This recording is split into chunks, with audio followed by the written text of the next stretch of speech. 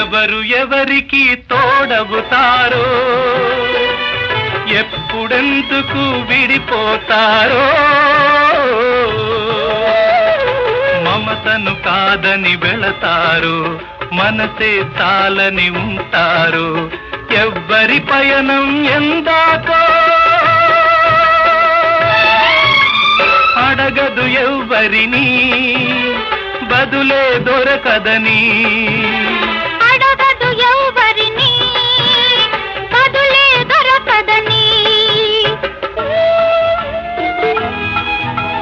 కడుపు తీపికి రుజువేముంది, అంతకు మించిన నిజమేముంది.